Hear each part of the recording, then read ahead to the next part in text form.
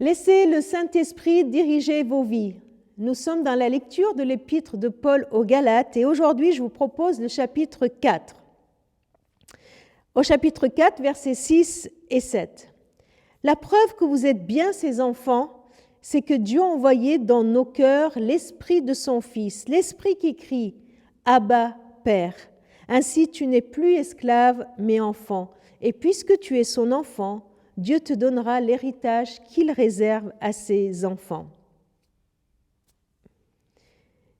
En écoutant Paul donner cette explication, tout cet argumentaire, Paul qui compare la situation du fils de l'esclave dans une famille, et en prenant l'exemple d'Abraham, d'Agar et de Sarah, et le fils de la femme légitime, en comparant les deux, il voit que le fils de l'esclave et le fils de la femme légitime, certes, ils grandissent dans le même foyer, mais ils n'ont pas du tout la même légitimité, ils n'ont pas du tout le même héritage.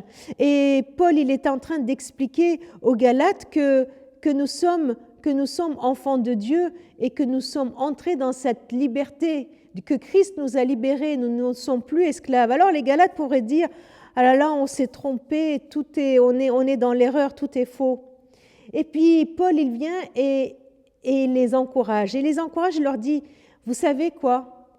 Vous avez la preuve que vous êtes enfants de Dieu. Ce n'est pas parce que vous êtes retombés dans la loi que vous n'êtes plus enfants de Dieu. Regardez, vous avez la preuve que vous êtes enfants de Dieu. C'est l'Esprit qui crie en vous, Abba, Père.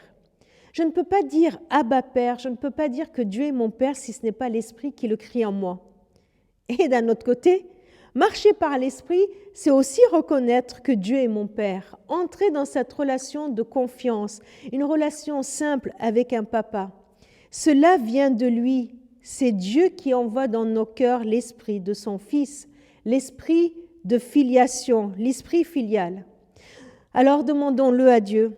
Si nous avons des doutes, des incertitudes, des peurs, Seigneur, osons prier et dire « Seigneur, envoie dans mon cœur ton esprit qui vient attester en moi que je suis bien ton enfant. » C'est ainsi que Dieu veut nous délivrer de la mentalité de l'orphelin pour nous rappeler qui nous sommes en lui.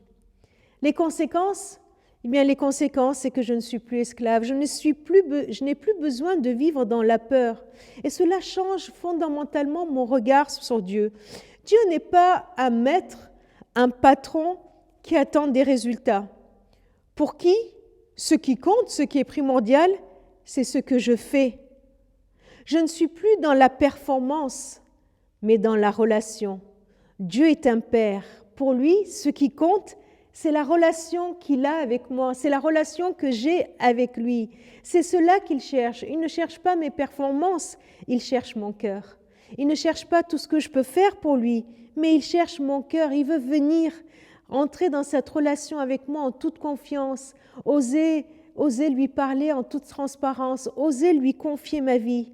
Être dirigé par l'Esprit, c'est vivre cette relation avec Dieu, avec un Père aimant, avec un Père protecteur qui pourvoit, qui soutient, qui encourage, qui console. Un Père qui nous donne même un héritage.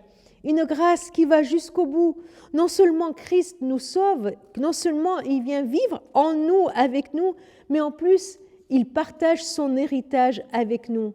C'est-à-dire que Christ partage avec nous tout ce qu'il a de la part de son Père. Il partage avec nous l'amour, il partage avec nous sa puissance, il partage avec nous ses richesses, il partage avec nous la bienveillance, la proximité, la communion. Tout ce que Christ vit avec Dieu le Père, il le partage avec nous. Et nous pouvons nous aussi le vivre avec le Père, puisque nous sommes héritiers, co-héritiers de Christ. En Christ, nous entrons dans cette communion dans la Trinité. Tout ce que le Père a est pour nous. Alors, comment le vivre aujourd'hui?